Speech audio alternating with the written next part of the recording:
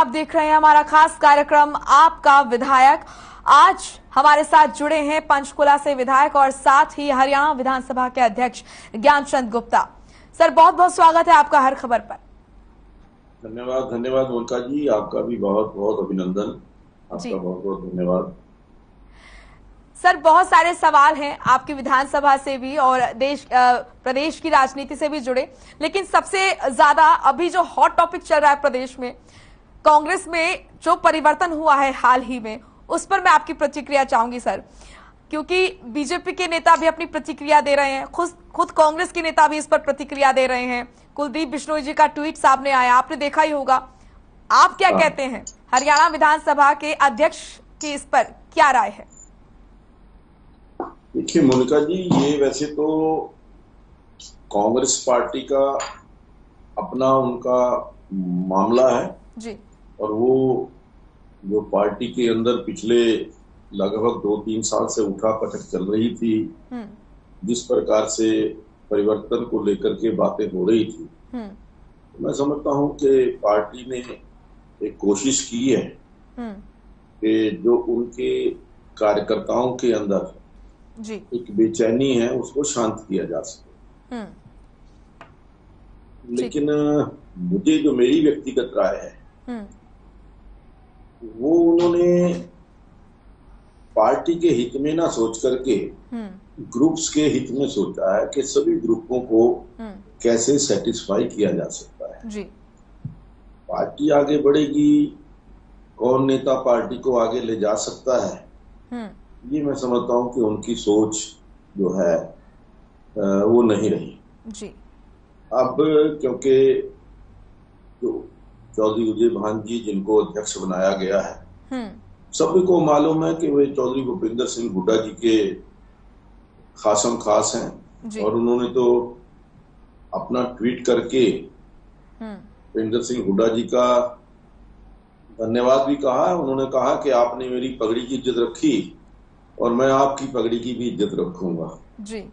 उन्होंने पार्टी की बात नहीं की, उन्होंने चौधरी भूपेंद्र सिंह हुड्डा की पगड़ी की बात की।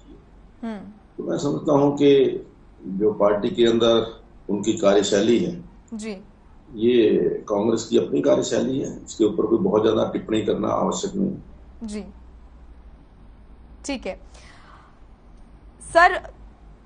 केंद्रीय गृह मंत्री अमित शाह ने तमाम प्रदेशों से, तमाम राज्यों की सरकार से साइबर क्राइम को कम करने के लिए, उस पर लगाम लगाने के लिए सहयोग मांगा है। एक पत्र उन्होंने लिखा।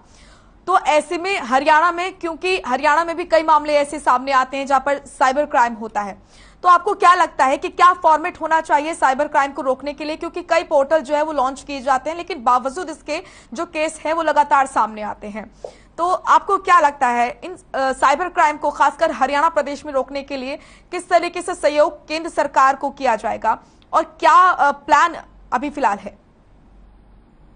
देखिए मोनिका जी, जब से हरियाणा प्रदेश के अंदर भारतीय जनता पार्टी की सरकार जी आदरणीय मनोहर लाल जी के नेतृत्व में बनी है, साइबर क्राइम को रोकने के लिए विभिन्न स्तरों के ऊपर जी जो परियोजनाएं शुरू की गई और विशेष तौर पर गुरुग्राम के अंदर जो साइबर क्राइम ज्यादा देखने में आता था, वहां पर साइबर क्राइम को रोकने के लिए विशेष प्रबंध किए गए हैं जी।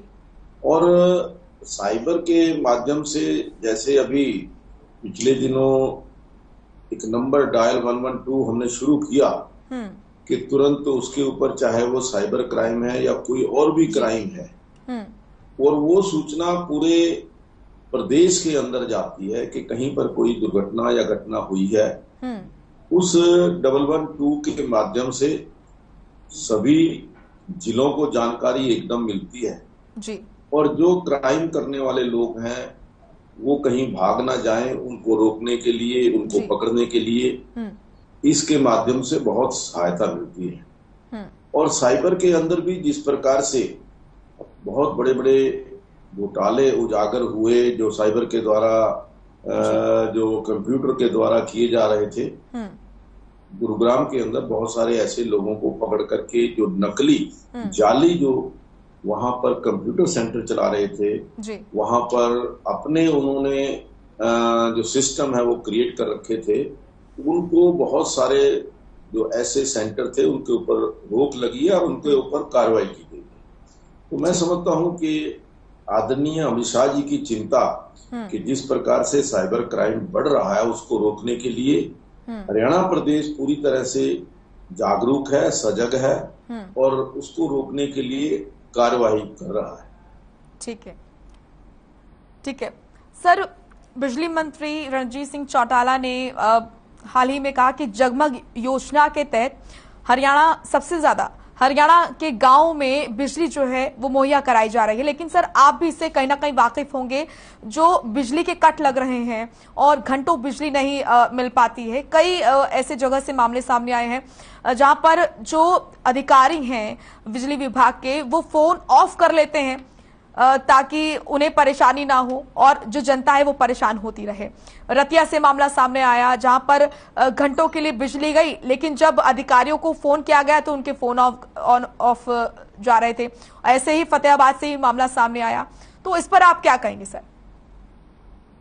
देखिए मोनिका जी, जो आपने कहा कि जगमग हरियाणा या पूरे हरियाणा प्रदेश के अंदर हमारी सरकार और हमारे जो बिजली विभाग के मंत्री हैं चौधरी रणजीत सिंह चौटाला जी विशेष प्रयास कर रहे हैं और उन्होंने काफी बड़ी सफलता पिछले एक साल के अंदर बिजली की चोरी को रोकने के लिए स्थान स्थान के ऊपर जाकर के छापे भी मारे हैं, बिजली की चोरी को भी रोका है और जो लाइन लॉसेज हैं जो किसी समय 28 से 29% होते थे आज 14% के ऊपर आ गए।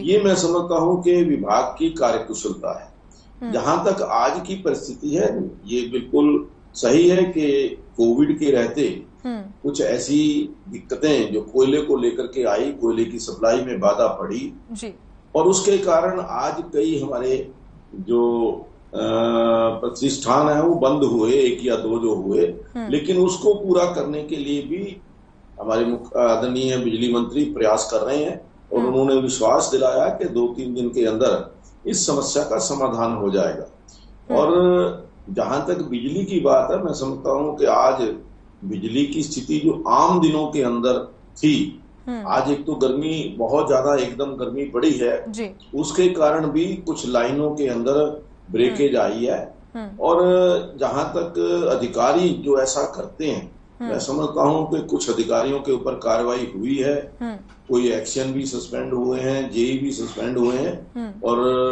हमारे जो बिजली मंत्री हैं आदरणीय रणजीत चौटाला जी वो विशेष मैं समझता हूं कि 24 घंटे बिजली की सप्लाई ठीक रहे उसके लेकर के चिंता में है और सब प्रयास कर रहे हैं कि हरियाणा प्रदेश के लोगों को बिजली की सप्लाई के अंदर कोई बाधा ना हो। जी सर, हम भी उम्मीद करते हैं कि हरियाणा के जो जनता है उन्हें परेशानी ना हो, बिजली उन्हें पर्याप्त मिले। सर, हरियाणा की मंडियों में गेहूं की आवक बहुत कम हुई है इस बार और सालों की अगर हम तुलना में इस बार देखें, जहां कृषि मंत्री क्योंकि कल ही हमारे साथ जुड़े थे आपके विधायक में, तो उन्होंने कहा था कि हमारी तरफ से लगातार प्रयास किए जा रहे हैं किसानों को समस्या ना हो और उन्होंने तो पीठ थपथपाई पार्टी की और अपनी भी कि मैं तो खुश हूं कि किसानों को ज्यादा दाम मिल रहा है तो किसान जो है वो बाहर खुले बाजार में अपनी जो फसल है वो बेच रहे हैं। ऐसे में विपक्ष कांग्रेस का लगातार यहां पर कहना है कि क्योंकि किसानों की सुनी नहीं जा रही है, मंडियों में व्यवस्था नहीं है, तमाम तरह के आरोप जो हैं यहां पर विपक्ष की तरफ से लगाए जा रहे हैं। आप क्या कारण मानते हैं आखिर जो आवक कम हो रही है गेहूं की, अन्य फसलों की, वो क्यों हो रही है सर? देखिए मोनिका जी, मैं तो हमारे देश के यशस्वी प्रधानमंत्री नरेंद्र मोदी जी की दूरदर्शिता को मैं साधुवाद देता हूं कि जो 3 कृषि कानून लेकर के आए थे उन कानूनों के अंदर यही व्यवस्था थी कि हम मंडियों के अंदर भी गेहूं लेंगे और जमींदार अगर उसको कहीं अधिक दाम मिलता है तो वो कहीं पर भी ले जाकर के अपनी फसल को बेच सकता है। आज इस बात की बड़ी खुशी है कि जमींदारों को जो हमारी रिजर्व प्राइस है उससे कहीं ज्यादा पैसा जो है उनको किसानों को मिल रहा है। और हमने कहा है कि किसानों की आय को दुगना करने के लिए हमारी सरकार प्रयासरत है और किसानों को मंडियों में कोई असुविधा ना हो, इस प्रकार के प्रयास से एक तरफ तो हम कह रहे हैं कि मंडियों के अंदर गेहूं कम आ रही है, बिल्कुल सही बात। उसके दो कारण हैं। पहला कारण जो मौसम है, जब मौसम की खराब होने के कारण, अधिक गर्मी के पड़ने के कारण मंडियों के जो गेहूं की फसल है वो कमजोर हुई है, उसका आउटपुट कम आया है। तो इस वजह से एक तो फसल कम हुई है, दूसरा क्योंकि किसान को एक खुला बाजार मिल गया है, खुले बाजार के अंदर उसकी जो गेहूं है वो अधिक दाम पर बिक रही है। तो मैं समझता हूं कि ये किसानों के हित में है और किसान इस व्यवस्था को लेकर खुश है। जी, ठीक है सर। क्योंकि कांग्रेस पर मैंने आपसे सबसे पहले सवाल पूछा था, लगातार प्रतिक्रियाएं आ रही हैं, खासतौर पर हरियाणा के गृह मंत्री अनिल विज लगातार इस पर अपनी दिलचस्पी दिखा रहे हैं, इस मुद्दे पर लगातार वो ट्वीट कर रहे हैं, अपनी बात रख रहे हैं। इससे पहले भी उन्होंने तंज कसा था कि बधाई भी दी और साथ ही तंज भी कसा, और एक बार फिर से उन्होंने कहा कि लड़की हूं, लड़ सकती हूं। उत्तर प्रदेश में ये नारा देने वाली कांग्रेस किस तरीके से हरियाणा में कुमारी शैलजा को बेरुखी से अपने पद से हटाती है, ये दिखाता है कि कांग्रेस की कथनी और करनी में फर्क है। इस पर सर आप क्या कहेंगे? देखिए मोनिका जी, पहले तो ये लगता था कि शायद प्रदेशों के अंदर कांग्रेस पार्टी बंटी हुई है जी, लेकिन आज ये स्पष्ट दिखाई देने लगा है जो गांधी परिवार है वो भी आपस के अंदर कहीं ना कहीं बटा हुआ है जी। जिस प्रकार से सोनिया गांधी जी निर्णय करती हैं, प्रियंका गांधी निर्णय करती हैं, राहुल गांधी निर्णय करते हैं, शायद उनके आपस के अंदर जो एक समानता होनी चाहिए एक पार्टी के नाते, उनकी विचार भी अलग अलग हैं, पार्टी के बारे में सोच भी अलग अलग है। इसी करके जो वो रिफ्लेक्शन है वो प्रदेशों के अंदर आ रही है और सब लोगों ने अपने अपने जो मास्टरमाइंड है या जो अपने अपने गुरु हैं वो अलग अलग तय किए हुए हैं। और जो ऊपर से भी जो फैसला जिस प्रकार से कांग्रेस की स्थिति नजर आ रही है, ये केवल एक परिवार की बात कर रहा हूं, उसके अलावा जो पार्टी की बात है वो भी आपके सामने है कि अलग अलग नेता जो पुराने नेता हैं वो अलग अलग बात कर रहे हैं। और आज जो मुझे नजर आ रहा है, जो नरेंद्र मोदी जी ने कुछ देर पहले कहा था, उस समय लोगों को ये हास्यास्पद लगता था और आज वो सत्य होता दिखाई दे रहा है कि भारत जो है वो कांग्रेस मुक्त होने जा रहा है। लेकिन सर आप ये तो मानते हैं कि एक लोकतांत्रिक देश के लिए कहीं ना कहीं मजबूत विपक्ष का होना जरूरी है, तो क्या आप कामना करते हैं कि कांग्रेस जो है वो मजबूत हो? नहीं, मैंने कहा ना सिर्फ केवल कांग्रेस विपक्ष में है, अगर कांग्रेस खत्म होती है तो विपक्ष खत्म हो जाता है, ऐसा नहीं जी। विपक्ष जो है वो मजबूत होना चाहिए, बिल्कुल। लोकतंत्र में विपक्ष की एक बहुत अहम भूमिका है और विपक्ष का मजबूत होना भी बहुत जरूरी है। लेकिन मैं कांग्रेस पार्टी की बात कर रहा हूं कि किसी समय जो पार्टी बहुत मजबूत थी, पूरे देश के अंदर कांग्रेस पार्टी का राज था, आज उसकी जो परिस्थिति है, आज जो उसकी स्थिति है, उसको देख करके लगता है कि जल्दी ही भारतवर्ष जो है वो कांग्रेस मुक्त होने जा रहा है। ठीक है सर, आप विधानसभा के अध्यक्ष होने के साथ साथ पंचकुला के विधायक भी हैं, पंचकुला की जनता ने आपको चुना है, तो पंचकुला की जनता के लिए आप बताइए सर, क्या कुछ प्लान है आगे, क्या कुछ विकास कार्य पंचकुला की जनता देखने वाली है? देखिए मोनिका जी, अच्छा है आपने ये प्रश्न मेरे से किया है, क्योंकि मैं पिछले 7 वर्ष से जी, पहले 5 वर्ष के अंदर जनता ने मुझे आशीर्वाद दिया और फिर दोबारा 2019 के अंदर मुझे आशीर्वाद दिया। 5 वर्ष के अंदर, पहले 5 वर्ष के अंदर हमने 4000 करोड़ रुपए के विकास कार्य पंचकुला विधानसभा के अंदर करवाए और उसके अंदर आदरणीय नरेंद्र मोदी जी का आशीर्वाद और आदरणीय मनोहर लाल जी का आशीर्वाद विशेष तौर पर पंचकुला विधानसभा के ऊपर रहा है। मैंने एक लिस्ट जारी की थी अभी हमारी 10 तारीख की रैली के अंदर। जी सर। कि जो हमने उस रैली के अंदर जो हमने विकास के कार्य किए, वो हमने 4,000 करोड़ रुपए के विकास कार्यों की सूची जारी की थी। बिल्कुल, और उसको लेकर सर बधाई हो आपको, इन तमाम योजनाओं के लिए, कार्यों के लिए मंजूरी भी मिल चुकी है, क्लीन चिट भी मिल चुकी है। उसके 4,000 के बाद ये तो कंप्लीट हुए हैं। उसके पश्चात 320 करोड़ रुपए के योजनाओं का उद्घाटन आदरणीय मुख्यमंत्री जी ने उस दिन किया, और आगे के लिए भी लगभग 520 करोड़ रुपए की नई परियोजनाएं जो आदरणीय मुख्यमंत्री जी ने घोषणा की है, वो अगले 2 साल के अंदर वो सारी पूरी होंगी। एक बात जो विशेष तौर पर हमें, जो आदरणीय मुख्यमंत्री जी ने पंचकूला को जो मेट्रोपॉलिटन सिटी डिक्लेयर किया है जी, उस मेट्रोपॉलिटन सिटी डिक्लेयर होने के पश्चात पंचकूला के विकास को नए पंख लगे हैं। आज पंचकूला के अंदर जो जमीनों के रेट हैं या प्रॉपर्टी के रेट हैं, वहां के विकास को देख करके लगभग 2 गुना या 3 गुना हो चुके हैं। आने वाले समय के अंदर जिस प्रकार से मोरनी को हम टूरिज्म हब के रूप में विकसित कर रहे हैं, यहाँ पंचकूला के अंदर फिल्म सिटी के लिए 80 एकड़ जमीन जो है हमने अलॉट कर दी है जी। एशिया की सबसे बड़ी सेब मंडी जो है वो पंचकूला के अंदर बनने जा रही है जी। और नरेंद्र मोदी जी के आशीर्वाद से जो आयुष का एम्स पंचकूला के अंदर लगभग 500 करोड़ रुपए की लागत से वो निर्माणाधीन है। अभी जो national institute of fashion technology लगभग 150 करोड़ रुपए की लागत से बनकर के तैयार हो गया है। ये ऐसी परियोजनाएं हैं जो मैं समझता हूं कि पंचकूला के विकास की दृष्टि से, पंचकूला का जो महत्व है उसकी दृष्टि से बहुत बड़ी बड़ी परियोजनाएं हैं। इसके अलावा जो मैंने कहा 4,000 करोड़ रुपए के विकास कार्य हुए, उनकी सूची बहुत लंबी है, लेकिन मुझे इस बात के संतोष है कि हमने 7 साल के अंदर। हाँ सर, मैंने देखी है वो सूची, और इसलिए मैंने आपको बधाई भी दी कि उसको लेकर आपको जी आपको मंजूरी भी मिली है सीएम की तरफ से। हाँ जी।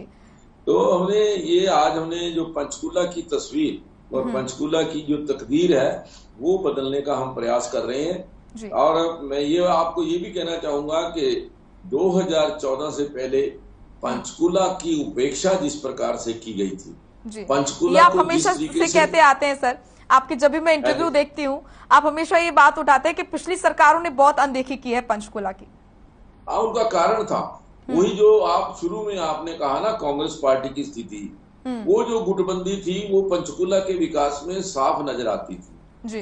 क्योंकि चौधरी भूपेंद्र सिंह हुड्डा जी मुख्यमंत्री थे, कुमारी शैलजा हमारे यहाँ से लोकसभा की सांसद थी, इस वजह से पंचकूला का विकास नहीं हो पाया। दूसरी बार जब पंचकूला मुख्यमंत्री भूपेंद्र सिंह हुड्डा जी दोबारा बने तो उस समय विधायक जो थे वो आदरणीय डीके बंसल थे, और डीके बंसल क्योंकि शैलजा जी के विधायक थे, शैलजा जी के सपोर्टर थे, इसलिए वहां पर पंचकूला के अंदर पंचकूला को इग्नोर किया गया। तो 10 साल जो थे पंचकूला को 1 रुपए का भी विकास का काम वो कांग्रेस के राज के अंदर शुरू नहीं हुआ। और जब जो ही हमारी सरकार आई, आदरणीय मुख्यमंत्री जी मनोहर लाल जी के आशीर्वाद से हमने विकास का प्रयास किया है, और आगे भी पंचकूला जो देश के जो पहले 100 सिटीज हैं उस पहले 100 शहरों के अंदर आए, ये हमारा प्रयास है जी। चलिए सर, अच्छी बात है, पंचकूला की जनता को कई सारे विकास कार्य देखने को मिले, ये उम्मीद करते हैं। जिस तरीके से आपने तमाम सवालों के जवाब दिए बड़े ईमानदारी के साथ। सर, जुरीवाला की अगर मैं बात करूं, यहाँ पर जुरीवाला में ठोस कचरा निस्तारण जो प्लांट है उसके निर्माण के लिए क्या कुछ प्लान है, क्योंकि इसको लेकर आप भी कई बार जिक्र कर चुके हैं, पर्यावरण मंत्री से भी मिले थे। बिल्कुल मोनिका जी, अभी मैंने जो आपने ठीक कहा कि अभी 1 हफ्ता पहले, 5 या 6 दिन पहले आदरणीय पर्यावरण मंत्री हमारे श्री भूपेंद्र यादव जी से मैं मिला था। एक जो एनवायरमेंट क्लियरेंस है उसकी अभी हम वेट कर रहे हैं। वैसे उसके अंदर पहले हमें एनवायरमेंट क्लियरेंस मिल गई थी, अभी रिन्यूअल का वो जो फाइल है उनके पास है, और उन्होंने कहा कि जल्दी ही वो जो एनवायरमेंट क्लियरेंस सर्टिफिकेट है हमें मिल जाएगा। और हमने अब एक नई परियोजना जो पंचकूला के अंदर शुरू की है वो डोर टू डोर कलेक्शन की है कि घर घर से जाकर के हम कूड़ा करकट इकट्ठा करेंगे और सीधा डंपिंग ग्राउंड के अंदर जाएगा और डंपिंग ग्राउंड के अंदर 24 घंटे के अंदर वो प्रोसेस होगा, वो खाद बनेगी, उसके अंदर से लिक्विड वेस्ट है उसको सेपरेट करेंगे। तो मैं समझता हूं कि इससे जो है जो ये पर्यावरण जो ये डंपिंग ग्राउंड वाला मुद्दा है ये भी परमानेंट के लिए सॉल्व हो जाएगा। सर, जिस तरीके से आपने सीएम के सामने तमाम योजनाएं रखी, आपकी मांगे मैं पूरी लिस्ट में देख रही थी और आप बता रहे हैं कि क्या कुछ प्लान है, उससे तो कहीं ना कहीं लगता है कि पंचकूला का कायाकल्प ही आगे होने वाला है। खैर, मेरा प्रयास पहले ही आपको मैं बधाई देती हूँ उसके लिए। धन्यवाद। और सर, अगर बात करें, देखिए सर, तमाम मुद्दों पर बात होनी चाहिए। हरियाणा में आप भी इस समस्या से अवगत होंगे कि हरियाणा में बहुत बड़ी समस्या है अस्पतालों में डॉक्टरों की कमी। इसको लेकर सर आप क्या कहेंगे, कैसे ये जो समस्या है इससे निदान मिलेगा आम जनता को, क्योंकि ये हर जिले की ये समस्या है। हम जब भी आपका विधायक प्रोग्राम करते हैं, विधानसभा पहुंचते हैं, विधायकों की जनता का सबसे पहला जो सवाल होता है वो यही होता है कि नेताजी से ये सवाल जरूर कीजिएगा कि यहाँ के अस्पताल में डॉक्टर्स नहीं है।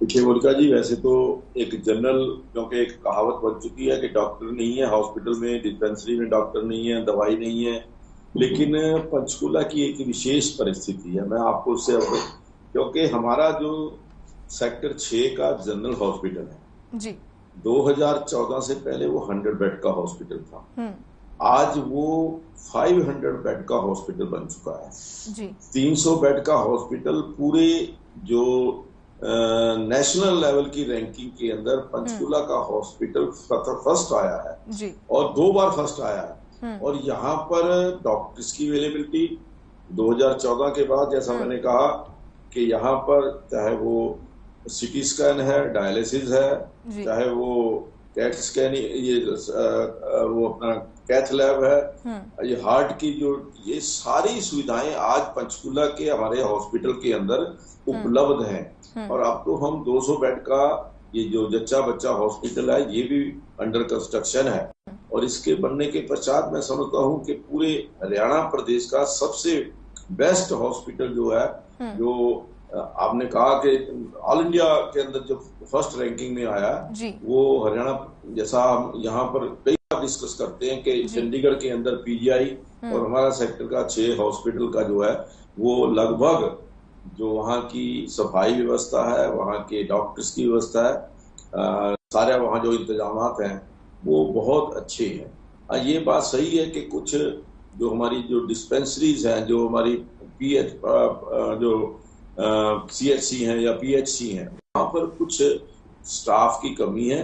और हमारे आदरणीय स्वास्थ्य मंत्री जी तो लगातार पिछली बार भी 700 या 800 उन्होंने डॉक्टर्स भर्ती किए थे और अब भी लगभग 1200 नए डॉक्टर भर्ती करने की प्रक्रिया चल रही है, इंटरव्यूज चल रही हैं, टेस्ट चल रहे हैं। तो मुझे लगता है कि आने वाले थोड़े समय के अंदर ही ये जो डॉक्टर्स की कमी है वो पूरी हो जाएगी। बिल्कुल सर, पंचकूला को लेकर तो मैं आपको बधाई देती हूँ। आपने कहा कि जिस तरीके से वहां पर तमाम पूरी व्यवस्था है, डॉक्टर्स हैं, लेकिन मैं अगर पूरे प्रदेश पे अगर मैं नजर डालूं, सर कल कृषि मंत्री से भी जब बात हो रही थी तो उन्होंने भी माना कि हाँ उनके जगह पर, उनके जिले पर, उनकी जिले पर भी, और उन्होंने ये भी माना कि पूरे प्रदेश में ही कहीं ना कहीं जो डॉक्टर्स हैं उनकी कमी है। तो इस पर आप क्या कहेंगे? नहीं, मैंने मोनिका जी बिल्कुल आप सही कह रहे हैं कि वर्तमान में जो स्थिति है वो यही है कि डॉक्टर्स की कमी है, लेकिन डॉक्टर्स की कमी को पूरा करने के लिए लगभग 1250 जो नए डॉक्टर्स की भर्ती वो शुरू हो चुकी है। इससे पहले लगभग 750 डॉक्टर्स हमारी जो आदरणीय स्वास्थ्य मंत्री जी है, स्वास्थ्य मंत्रालय ने वो भर्ती की है। तो इसलिए ये जो समस्या है इसके समाधान के लिए सरकार पूरी तरह से प्रयासरत है और चिंतित है। सर, पंचकूला के युवाओं के लिए MSME सेक्टर और खेल सेक्टर में क्या कुछ किया जा रहा है सर, क्या कुछ प्लान है आगे? अच्छा है आपने ये खेल वाला मुझसे पूछा, और मैं तो आदरणीय प्रधानमंत्री जी को धन्यवाद भी करता हूं कि खेलो इंडिया आज पंचकूला के अंदर आगामी जून के अंदर होने जा रहा है। और खेलो इंडिया के आने से जिस प्रकार से पंचकुला में स्पोर्ट्स के इंफ्रास्ट्रक्चर के अंदर बढ़ोतरी हुई है जी। आप देखेंगे कि वहां पर 5,000 लोगों की सिटिंग कैपेसिटी का एयर कंडीशन मल्टीपर्पज हॉल बन करके तैयार हुआ जी। वहां पर बास्केटबॉल का डबल कोर्ट का एयर कंडीशन जो स्टेडियम है वो बन करके तैयार हुआ है जी। वहीं पर जो कोर्ट का वॉलीबॉल स्टेडियम वो भी एयर कंडीशन जो है जो राष्ट्रीय अंतर्राष्ट्रीय स्तर का है वो बन करके तैयार हुआ है वहां पर हॉकी के लिए जो एस्ट्रोटर्फ की वहां पर है वो पूरी व्यवस्था बन करके तैयार हुई। तो जहां तक खेलों का इंफ्रास्ट्रक्चर है आज मैं ये कह सकता हूं कि पंचकुला खेलों के इंफ्रास्ट्रक्चर में सबसे आगे है और ऐसा जो हमारा जो 5,000 लोगों का मल्टीपर्पज हॉल जिसके अंदर 11 या 12 गेम्स जो इंडोर हो सकती हैं इस प्रकार की व्यवस्था शायद पूरे उत्तर क्षेत्र के अंदर नहीं है लेकिन हमारे यहाँ पंचकुला के अंदर बनी है और जो खेलो इंडिया होने जा रहा है उसके कारण और भी जो कहीं हमें कभी नजर आएगी उसको पूरा करेंगे। सर बहुत अच्छी बात है ये आपने जिस तरीके से पूरा प्लान पंचकुला के लिए बताया है उससे तो जाहिर सी बात है कि विकास की जो गंगा है वो बहती हुई यहाँ पर नजर आने वाली है ऐसा लगता है। बहुत बहुत शुक्रिया सर आपने अपना समय दिया कीमती समय दिया और तमाम सवालों के जवाब बहुत ही ईमानदारी से दिए बहुत बहुत शुक्रिया सर आपका। तो चलिए आपके विधायक में आज के लिए इतना ही आप देखते रहिए हर खबर। नमस्कार।